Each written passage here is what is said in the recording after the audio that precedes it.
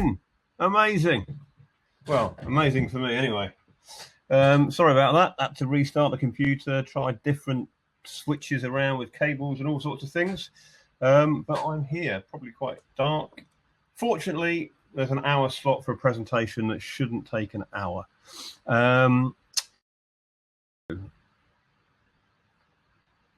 Oh, of course, my PowerPoint closed as well. I hope you had a good weekend so far. Mine's been pretty good, apart from the odd technical gremlin. Slideshow. Nearly there. Hopefully. Are you still there? Yes, I see Nicole says, woohoo, excellent.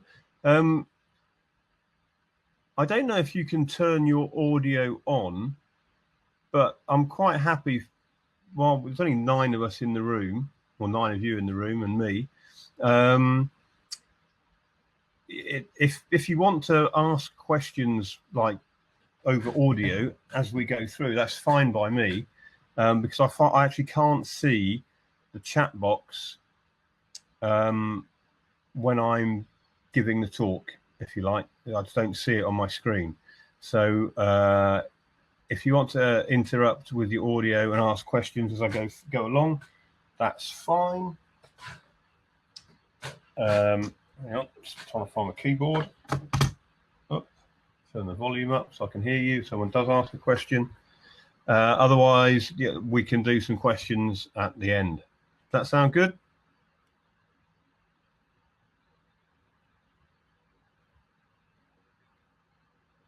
No answers. Can you hear me?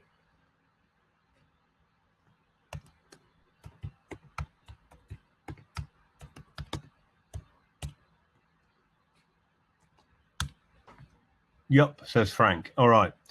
I'll assume that everyone else can too then. Okay. So,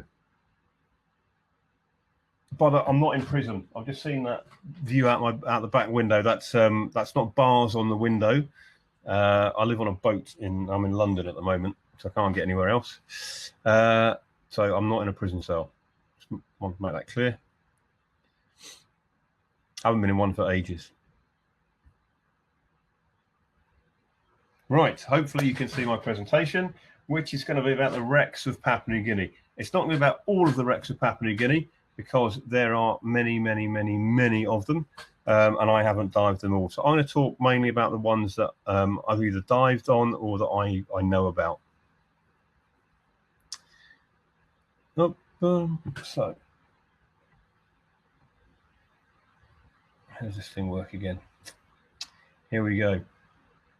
So a little bit about me and Best of PNG. Best of PNG is part of Indigo Safaris Limited. It's a dive and adventure travel company that I set up over 10 years ago. 13 years ago now. I've been going to Papua New Guinea for the last 10 years. I first went there as an underwater photojournalist. So I'd heard a lot about the tribal festivals and the scuba diving. And I went there and fell in love with it and decided to add it to the Indigo Safari's portfolio, and it's grown into a thing of its own. It has its own website, bestofpng.com. I lead tours there every year, always in September. I haven't been this year for obvious reasons. I go every September because it's a massive cultural festival that I love, but I always do at least 1 or 2 dive trips before or after my sort of festival time tours that I lead there. We've been promoting Papua New Guinea diving around Europe and in the US for the dive resorts and for the tourist board since 2011. And on land particularly, I create sort of unique experiences and tours, all of which I've tested personally, but also underwater. Some of the stuff I'm going to talk about now are wrecks that I dived in 2016 when I set up a wreck diving trip to look for some missing B-25s. I'll cover that as we go along. Okay, so this is Papua New Guinea. There are wrecks all over the place. If you don't know anything about Papua New Guinea, it covers 1,000 square kilometers, 4 bodies of water: the Coral Sea, the Solomon Sea, the Bismarck Sea, and the South Pacific over there. Has great macro and wide angle photography everywhere. Water's really warm. Viz is typically 30 meters or more, but not always the case in the places where we're going to be looking at some of these wrecks. Very few dive centers there, 8 dive resorts, a couple of which I don't work with. Well, I don't like them, basically. And 2 regular liveaboards that I love. Okay, so we are going to start around Port Moresby. There's a dive resort there on an island called Lolawata. You can also stay in hotels in Port Moresby and go out diving during the day. There aren't lots of World War II wrecks in Port Moresby that we know about, but one of them is this A20 Havoc. It's very close to Lolawata Island. It's in the bay. It's only about 5 meters deep, and the viz is generally like soup. That picture looks much because I managed to enhance it. But anyway, that's the tail gunner position of an A20 Havoc. It's really easy to dive there. There is a beautiful wreck to dive. It's not a World War II wreck. It's a ship called the Pacific Gas that was sunk in the mid-80s. I've been sitting around Port Moresby for over a decade. No one really wanted to do anything with it until the Port Authority said, right, it's got to go. And they decided to turn it into a dive site. So it sits close to the Horseshoe Reef. The ship itself is 65 meters long. The stern's 43 meters deep, and the top of the bridge is about 16 meters. And on a good day, it has to be a good day. It can be really murky there, but on a good day when the viz is clear and there's no current, it's a stunning dive. Schools of barracuda over the top. The ship itself is pretty big, 65 meters long. And there's actually quite a lot of macro life on there. There's some harlequin ghost pipefish that have taken up residence up at the bow. But obviously it's pretty tricky to take a picture of because you're going to want to go down there with a wide angle lens on. That's a nice dive. There are also a couple of other artificial wrecks that have been sunk by Lolawata Dive Resort over the years. They're sort of fishing trawlers. They're interesting enough to dive on when you're there, but I don't know. It's not really a proper wreck for me. I'm not actually a massive wreck head. Shipwrecks, the odd one or two are quite cool.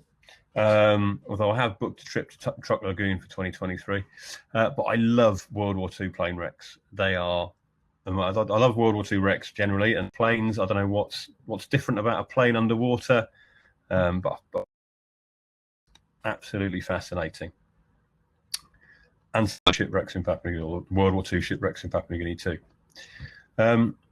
So we're going to head up province to start with. Now, World War II wrecks in Papua New Guinea. The reason being is it was a really important staging in the sort of Japanese expansion plan as they tried to take Australia. So their main operations base was here. You can see my mouse, a place called Rabaul in East New Britain, and they set up a sort of a rear base here at Kavieng in New Ireland province, and their objective was to land on this coastline of the main island, which they did, and they wanted to work their way across to take Jackson Field, the airport at Port Moresby, and then use that as a staging post to attack Australia. You can see the tip of the Cape York Peninsula. So Darwin is just a bit further south. Fortunately, there's massive mountain range that runs down the spine of the country, and down here it's called the Owen Stanley Range, and it's about 3,500 meters high. And that's where the Japanese got stuck and were stopped by the Australian diggers.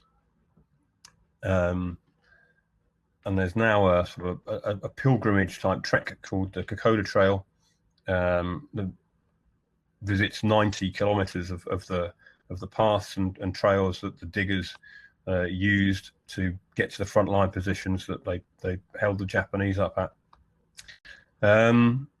Anyway, I digress. So up here we have Cape Gloucester, which was also an important theatre for the Allies, who started to take back the whole Pacific region from the Japanese. Anyway, so we're going up to Cav. It's about an hour and 45 minutes flight in a jet plane to get here. It's about 1,300 kilometers from the capital. So the first wreck that I ever dived in Papua New Guinea was this one. It was Catalina PBY, a flying Kavieng harbour. It's not actually a casualty of the Second World War. It was it went down in a refueling accident in just before the war in the late 30s. Because the boat was mainly wood, what's left are the engines, the propellers, the wing structure, landing gear, that sort of thing. But it's a really easy wreck dive. It's 12 meters deep, and so I think I've dived it about 4 or 5 times now. I always love going there, and there's different bits and pieces around. At some point during the war, the Japanese decided to take a load of munitions off, and they lie very close to the Catalina. Here we've got a diver sitting very bravely on a 500-pound bomb, and there's machine gun casings and cartridges around on the seafloor. This is a Pete reconnaissance plane. Just it's had a large central float, and it's actually upside down. The float would have been here. When the Allies decided to take back Papua New Guinea in 1944, they launched a series of raids against Kavieng. And Kavieng had a couple of squadrons of float planes that were moored around one of them, and this was one of the casualties of one of the raids in 1944. I think the float sort of held the ship up, held the plane upside down as she sank, and she sits in 39 meters of clear blue water. You can see her pretty much from the surface if the fish aren't spoiling the view. And it's a fun dive. It's only a small dive site. It's the only thing around there, but you know, with limited bottom time, it makes for one good dive.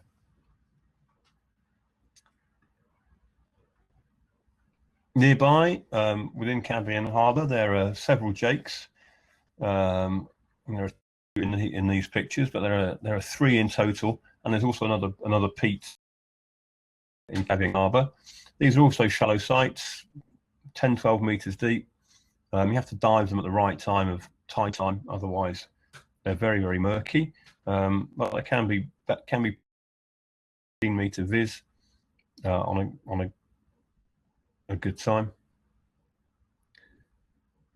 The float planes and the floats themselves are, for some unknown reason, located about 20 meters away from this one.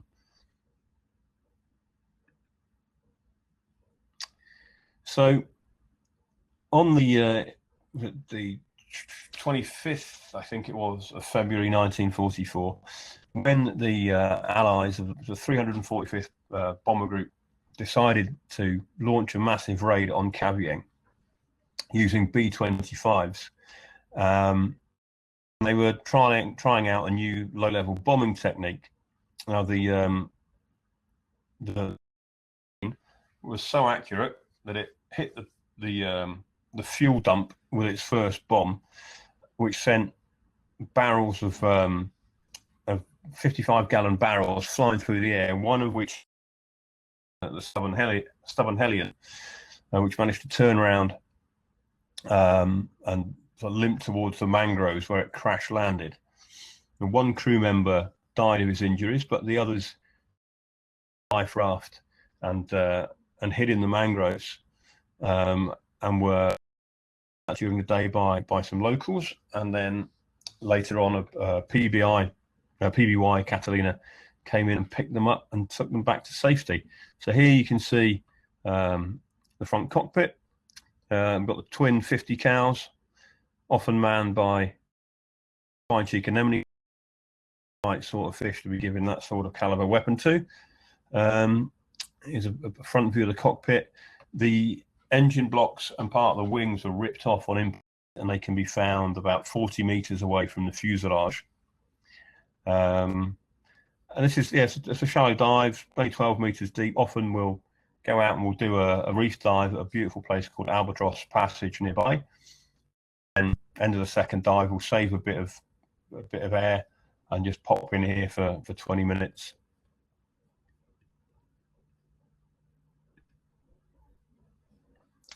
About an hour and a half away from the resort, there's a Cape bomber out a little island called Lava.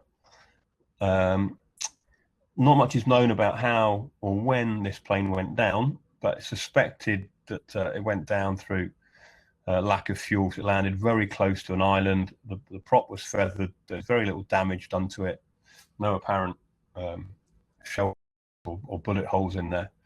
The Cape was a three-seater bomber. Yeah, there's plenty of fish life within the cockpit. There's some clownfish hanging around on a magnificent anemone close to the engine cowling. This is just a beautiful dive. I love this. I don't know what it is. It's an enchanting place. As soon as you're over the top of it, I look down and it's looking like there's some kind of aluminium angel wings down. Further out, we visited all this on my 2016 wreck exploration trip. If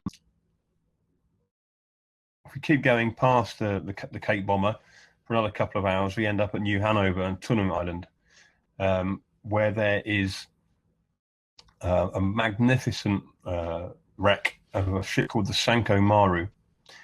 Sanko Maru was an armed freighter and was a mothership to two midget submarines, and was escorted by a ship called the Sub Chaser CH-39. The Sanko Maru is over 130 meters long and was attacked. Sorry, it was the 6th of February.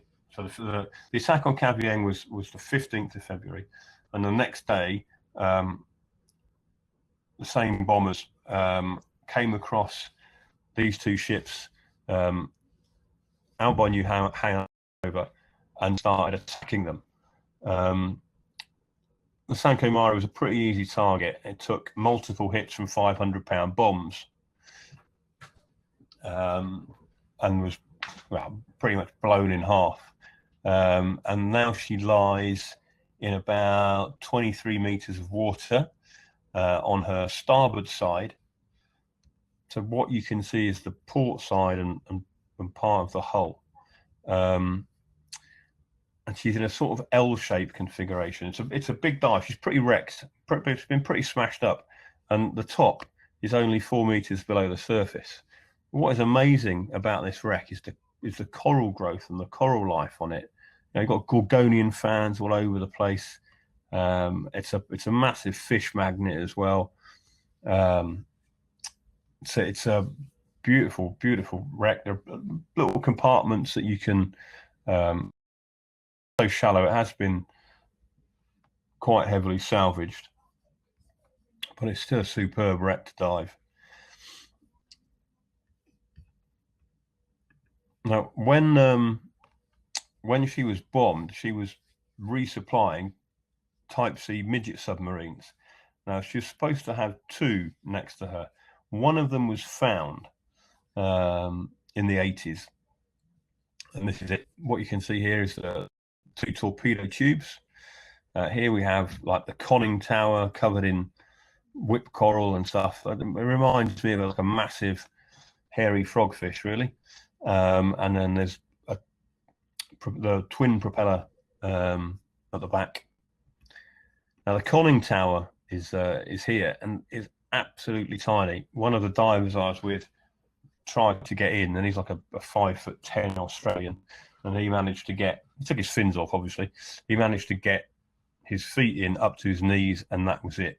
I can't imagine what it was like to be in these things. Originally, they were two-men designs. This one is a Type C. Originally, the Type A Bs were basically decoys. They were real sort of cannon fodder or torpedo fodder, battery powered and not very long autonomy. But they decided they could be an effective weapon and put a diesel engine in them, which required an engineer. So this, a crew of 3 in it, only knows how. They must have been very small people. And this one is one of 76 that were built between 1934 and 1944. The second one, no one's ever found. The only possible place it could be is squished under the hull of the Sanko Maru. I mean, she's about 40-50 meters off the main wreck. And initially, I just thought it was going to be like a little side dive. We'd pop over from Sanko Maru, have a look, and then go back. But I found the whole thing so fascinating.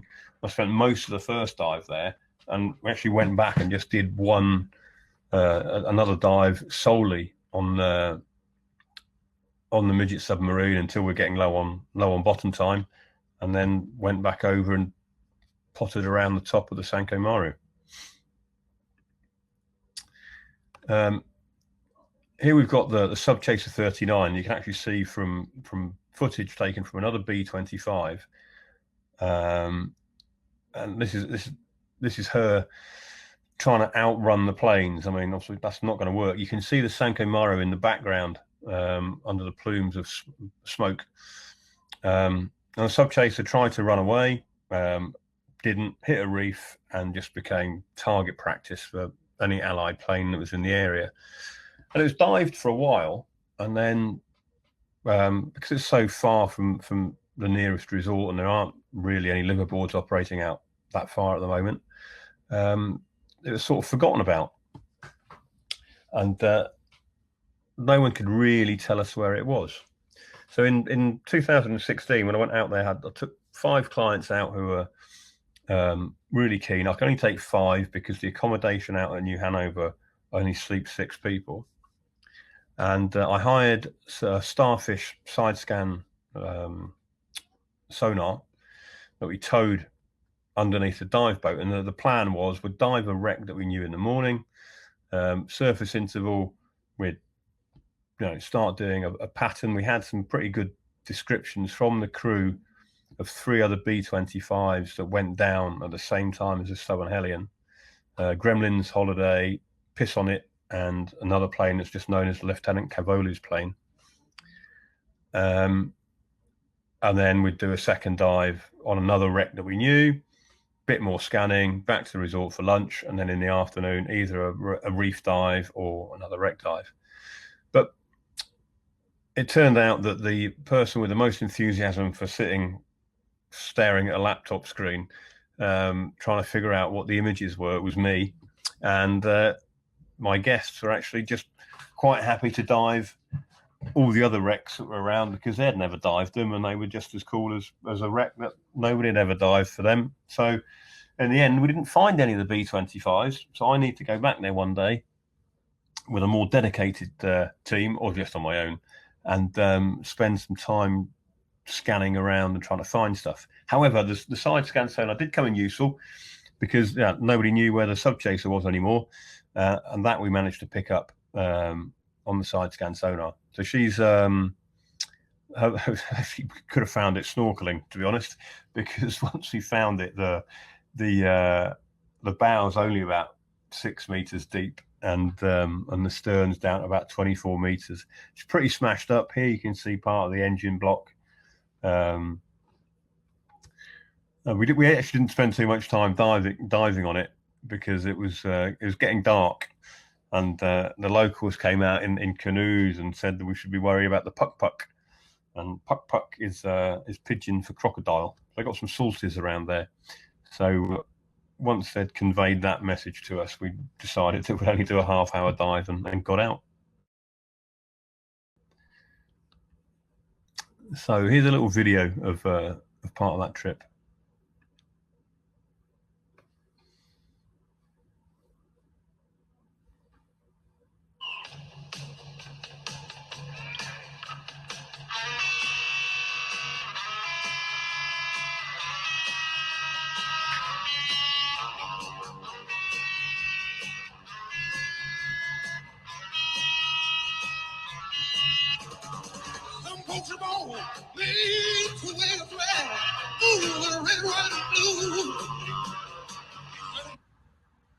Oh, that's a bad idea.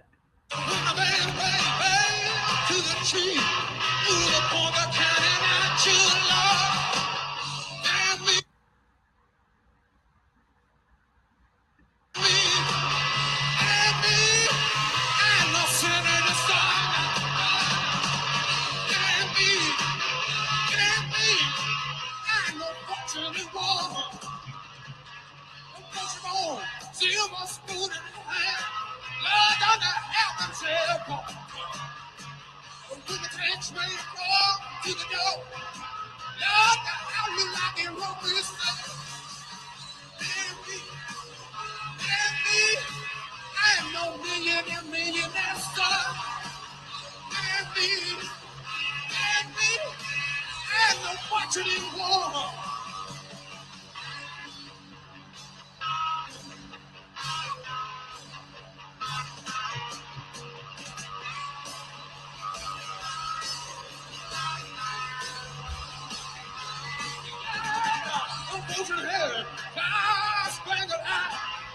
Sitting down the road, and would ask how much sugar give. All I ever know and me, I ain't no military sword, never gun. And me, ain't no fortune of gold. And me, I know what to the storm this all. And me, ain't no fortune. And me, ain't no fortune, so particular. And me, ain't no fortune in war.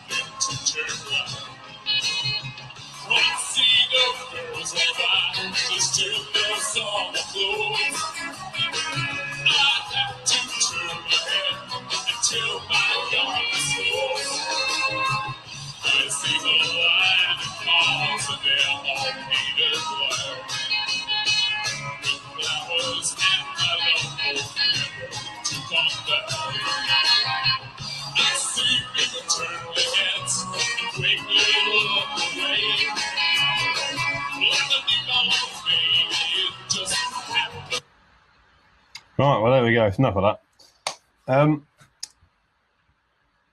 So that's pretty much all of New Ireland. Now we're going to go down to Rabaul, to the main Japanese base.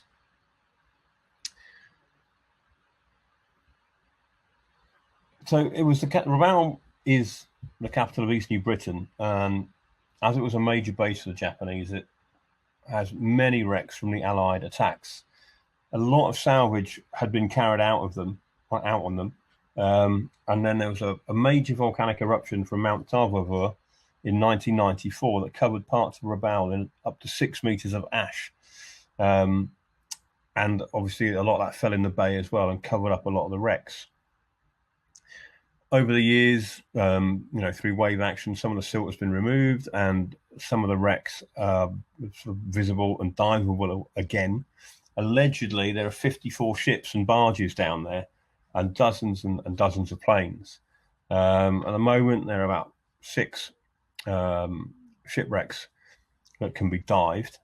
Here we've got the part of the hold of the Manku Maru. She was sunk in November 1943, and there are still unexploded shells on the deck and inside the holds. And when they first started diving it, there were still human remains on there. She went down very quickly. Here we have the gun of the Hakai Maru, a 130-meter long support ship. She went down in January 1944, hit by an American skip bomb, and she's in about 28 meters of water. And the cannon's up at the stern. And about 45 minutes from the town of Kokopo, which has replaced Rabaul having been covered in ash. They built a new town. Is this ship that's called George's Wreck. Obviously, the ship isn't called George. It was named George after the salvage diver who found it in the 70s. It's next to an old small Japanese submarine base. And this boat sits, I think the bow's at about 14 meters of water, and the stern sits down about 60 meters of water. She's 70 meters in length in total. And no one really knows anything about how it went down, even really what its use was. It's been mooted that it was either a mine layer or a cable layer. But it's a nice dive. Mast's still on it. There's holds that you can swim into. She's pretty big. I mean, it's definitely like a two dive wreck. And then we have George's Wreck again. Oh, in the bay, there's also a Mitsubishi Zero down at 20 odd meters. And then next to George's Wreck is this magnificent example of a peat. This one, unlike deep peat out at Kavieng, this one is the right way round. You can just see the central float is just here. It's sort of broken off and she's resting on it. Here's a view from the cockpit. There's lots of coral life and fish life around it. It's a pretty easy dive, 26 meters down, and it's believed that it was sunk but when it was strafed, when she was sitting there at anchor. About 90 minutes from Kokopo, there's a group of islands called the Duke of York Islands, and out there are a couple of tanks in about 6 meters of water. No one knows how they ended up there, but they're a pretty cool snorkel or dive. Again, done after a deeper reef dive, to save a bit of air, and dive on these for 15-20 minutes. There's a sort of second safety stop. Right, not all wrecks in PNG are around Kavieng and Rabaul. We are now going to move to Wollindi Resort over here in the Kimby Bay, West New Britain, where there is a beautiful Zero in about 13 meters of water. Now, this plane was actually found in 2000 by a local spear fisherman.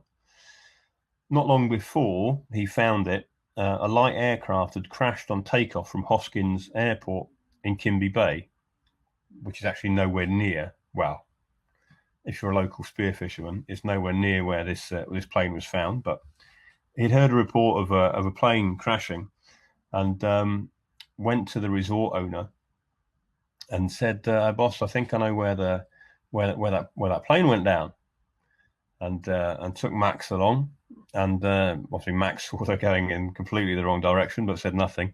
Thought, a plane's a plane, and came across this Zero in 13 meters of water, in really good condition.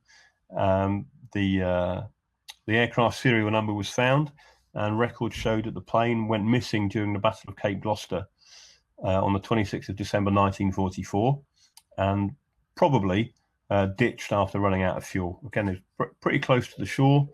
No sign of bullet damage. Prop was feathered. No one knows what happened to the pilot, but it's a really nice dive. Great for photography. And then on the south coast of New Britain, the Fabrina and the Oceania go there sort of January, February time, is another Jake with one of its floats still attached, upside down on its back. The other float's broken off, it's not far away. And this one's still got live bombs in it. Well, live. I don't think they're going to go off after 70 odd years of seawater corrosion. But you can still see the bombs in the bomb bay underneath the cockpit.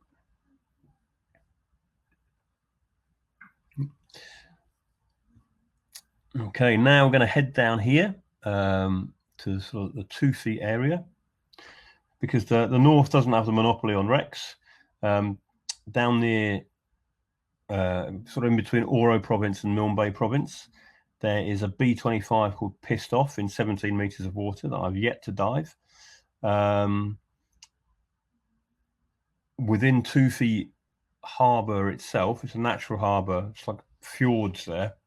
They get deep pretty quickly. They go down to about 200 meters, but in about 45 meters, they're the remains of 2 PT boats and their torpedoes that sank in a refueling accident. And then a little bit further south, it's about, depending on the sea conditions, sort of 3-4 hour boat ride from Toothy. There's a place called Cape Vogel, and here is a fantastic B-17 called Blackjack, because it's the last 2 digits of its serial number were 21. It's down at about 50 meters. Generally really good visibility there, 30 meters or more. This plane went down in July 1943. It was used on a bombing mission on Rabaul.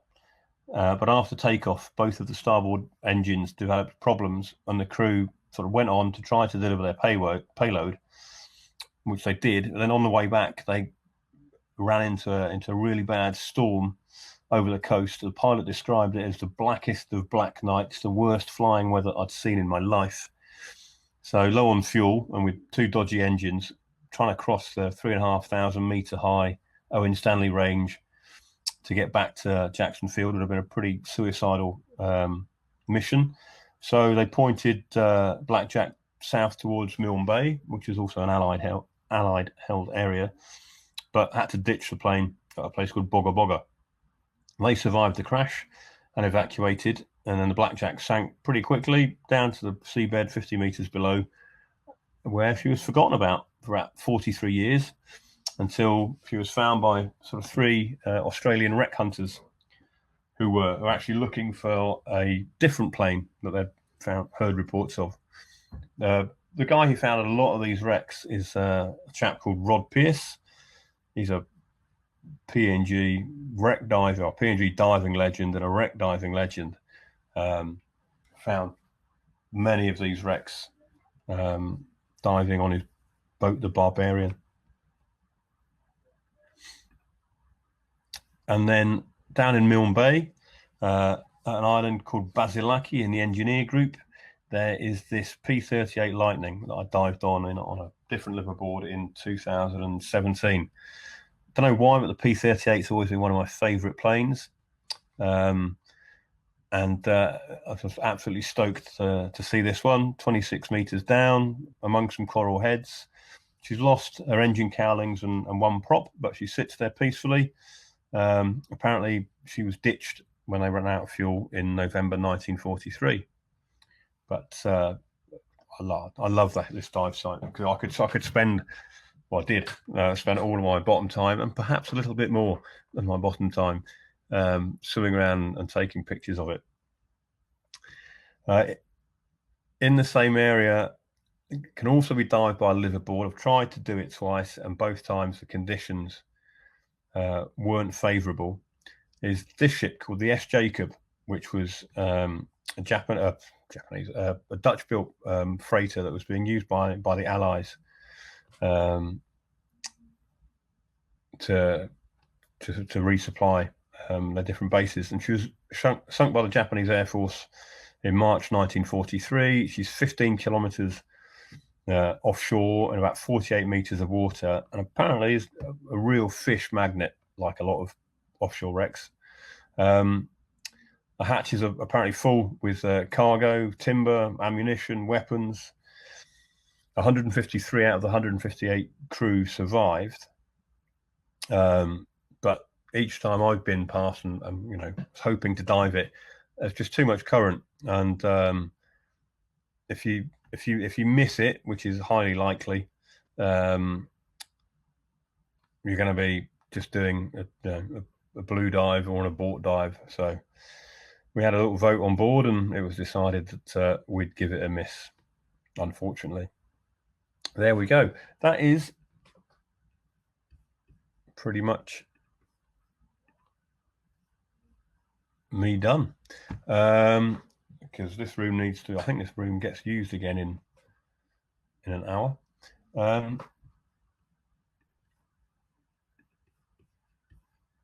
So I hope you enjoyed it. If you've got any questions, fire away.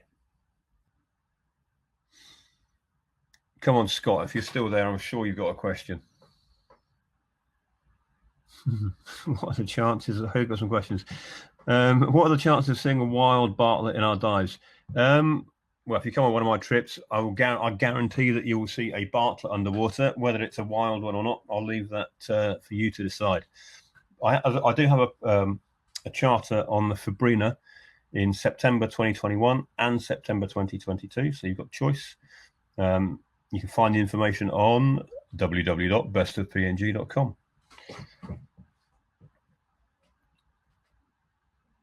The name of the plane in Cavieng Harbour. Well, in Cavieng Harbour there's a Catalina PBY flying boat.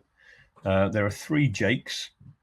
Then there's the upside down Deep Pete, and then there's another Pete that's in the silt as well in Cavieng Harbour. Scott, the Zero. So there's a Zero in Wollindi, in Kimby Bay, and then there's a Zero up in East New Britain near Rabaul.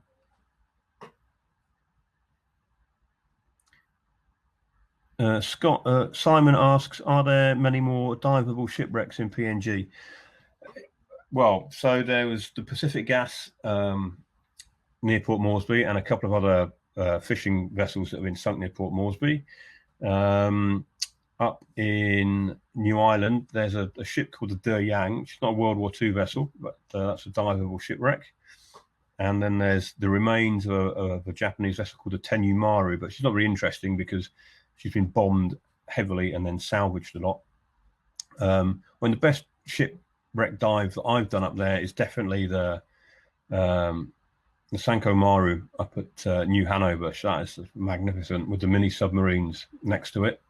And then from Rabaul, in Rabaul Harbour in the bay there, you could probably dive. There are, like, I'd say, depending on the conditions and how advanced the dive you are, there's probably 7 shipwrecks that you can dive in Rabaul, World War II shipwrecks.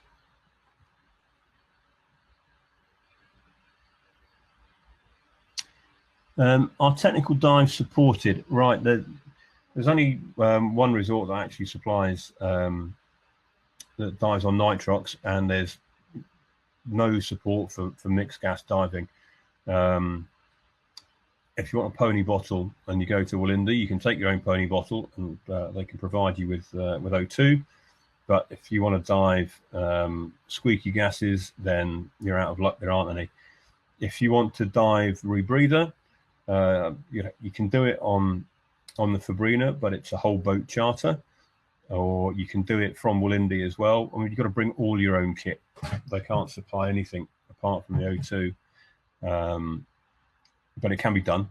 But again, you'll take over a day boat.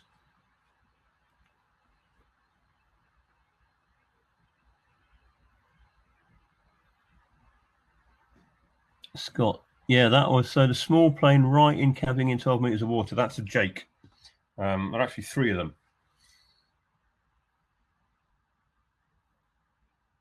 Any more questions?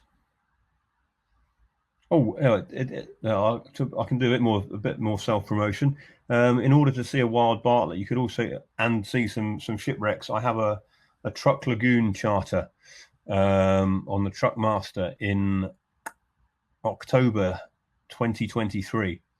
It's currently going. I think it's can't remember how many. I think it's got $300 off. I think I'm selling it at. I should know, I'm in charge, but I can't remember off the top of my head. That one you can find at www.indigosafaris.com and go to our dive specials page, and all the trips are on there that I'm going to be doing. I don't do just Papua New Guinea. We're doing loads of stuff. Sudan, in the Umbria, in 2022, manta mating season at Hanifaru Bay in 2022, bumphead parrotfish spawning in Palau in 2022 as well, Fakarava and the Tuamotu Archipelago, November 2022, Cocos, November 2021. That's got $700 off at the moment. So got quite a few opportunities to see a wild Bartlett underwater.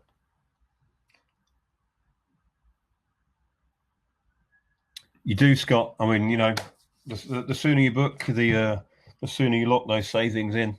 All seriousness. Drop me an email if you can't remember any of the links, or message me through this sort of Scuba.Digital portal thingamajig. I've got a stand here for Best of PNG and for Indigo Safaris, but all of the different liveaboards are on the Indigo Safaris website under dive specials. Actually, another unheralded place for wrecks that I know, and Scott Bennett knows, is St Helena Island out in the South Atlantic. Got the RFA Darkdale down at 46 meters that was sunk by a German U-boat in World War II. There's the SS Papua Nui, super easy wrecks, only 12 meters deep in Jamestown Bay. A couple of other decent sized fishing vessels. One that used to be used as a cocaine smuggling ship, just off the coast as well. Easy dives out there.